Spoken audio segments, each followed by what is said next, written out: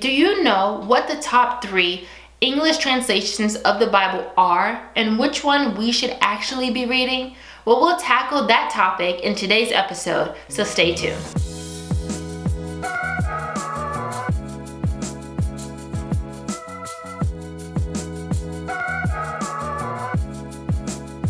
Hey Bibsy Squad, welcome to another episode of Biblically Serious, where we're all about understanding the Bible and owning our faith. In today's episode, we'll be breaking down the 3 main Bible translations and figuring out which one you should use. I got this video idea because I'm actually searching for a study Bible.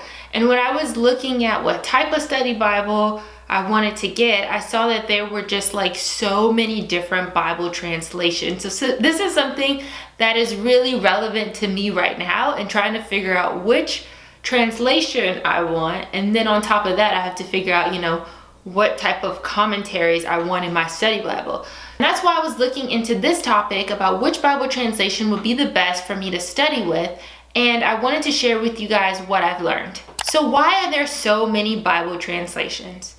The Bible was originally written in Hebrew, Aramaic, and Greek, and not the Hebrew that's spoken in Israel today or the Greek that's spoken in Greece today, but this is a biblical or classical language that's not spoken widely today. But over the centuries, the original text has been translated to reach people groups all over the world. And by 2017, the Bible has been translated into over 670 languages, and that number is still increasing. But even within each language, there are multiple translations of the text. In a survey taken in 2019, you'll see that the top 3 English language translations of the Bible is the King James Version, the New International Version, and the English Standard Version. But wait, what's the point of having so many translations, and how do they even differ from each other? Well, there are 3 major types of Bible translations, and we'll talk about formal, dynamic, and paraphrase. Let's talk about formal equivalence first. In this translation, sometimes called a literal translation, it focuses on finding a word-for-word translation of the original text. So what that means is the author sought to find an equivalent English word for every original word in the manuscript. The focus is really on preserving the grammatical form of the original language. So if the language had a verb and then a subject and then an object, then the sentence would also be structured the same way. Let's do like a sub bar here. Let's just take a little second though to just acknowledge that no translation is literal when we talk about Bible translations, because the syntax structure of the original language, or the sentence structure, the grammatical rules, it is so different than our modern English language, and it actually comes from 2 separate language families. The formal translation is the closest thing to literal translations that you're going to get, but because the syntax is so different, that makes it sometimes kind of clunky to read. That's why when you read the King James Version, it can be kind of hard to understand, and it sounds like you're speaking in like Shakespearean English. But the King James Version is a word-for-word translation written hundreds of years ago in an English that we do not speak today. So it can be harder for especially new beginners to the Bible to really understand and read through that.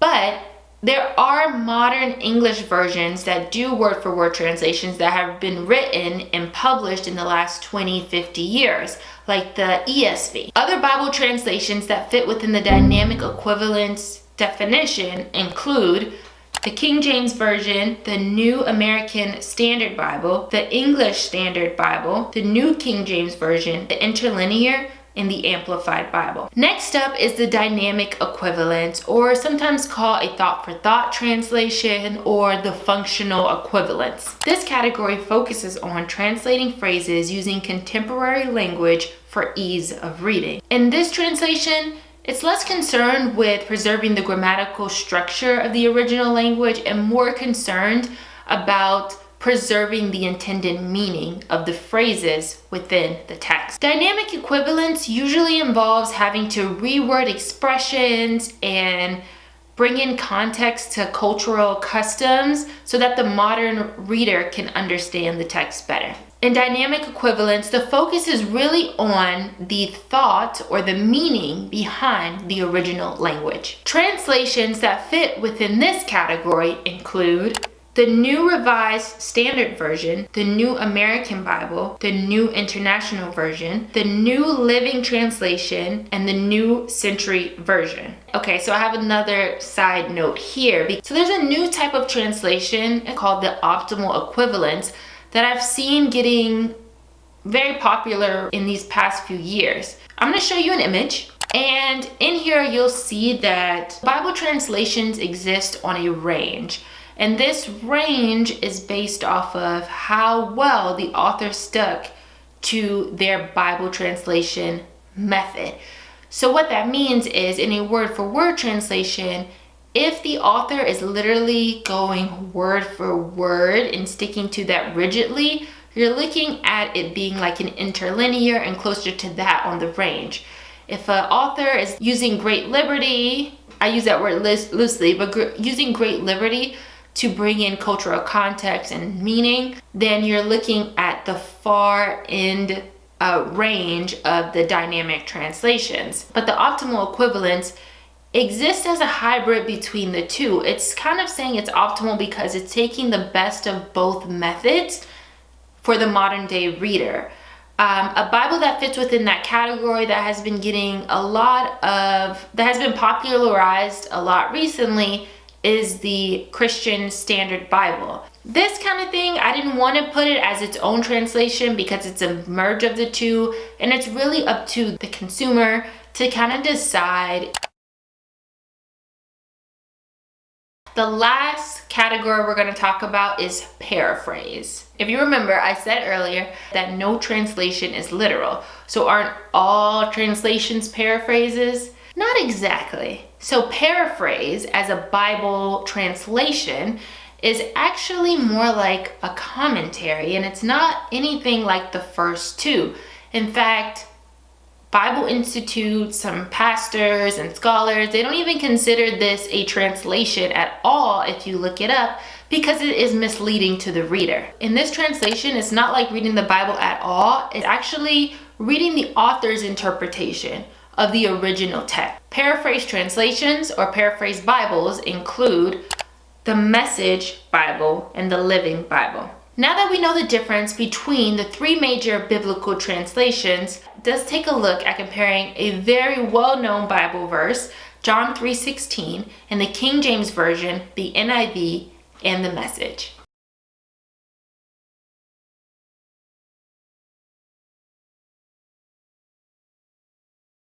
So now the big question you guys have been waiting for. Which one do I read?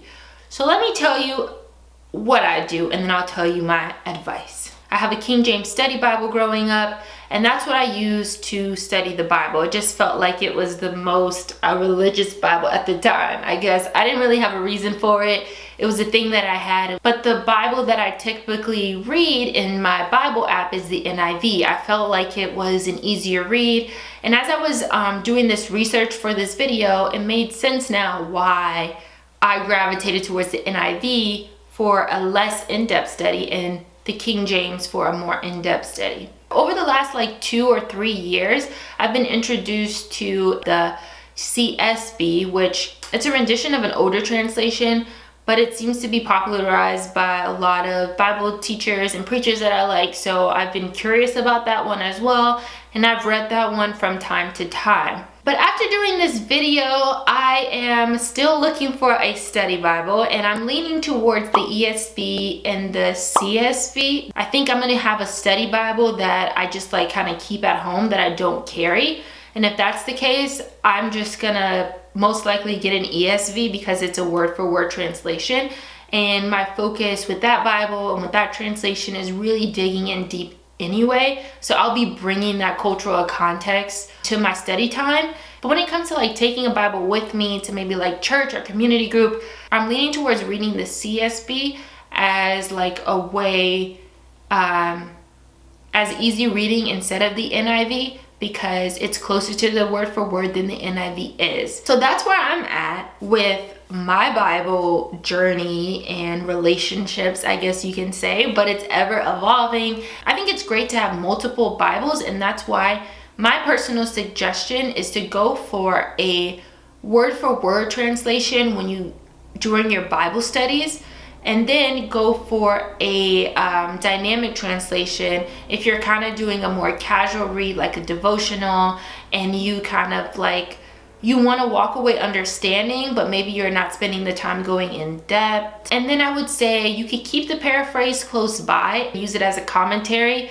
to compare your interpretation of the scriptures to maybe what another author has come up with as well. But you can also just use a commentary instead of using a paraphrased Bible. That's my suggestion. I'm only suggesting like multiple ones because now with the access to technology, if you have the Bible app, if you have a computer, you're most likely to be able to get all of these translations like in a matter of clicks or types or whatever away. It's realistic to have multiple ones and to be able to compare the translations or to figure out which one works the best for you.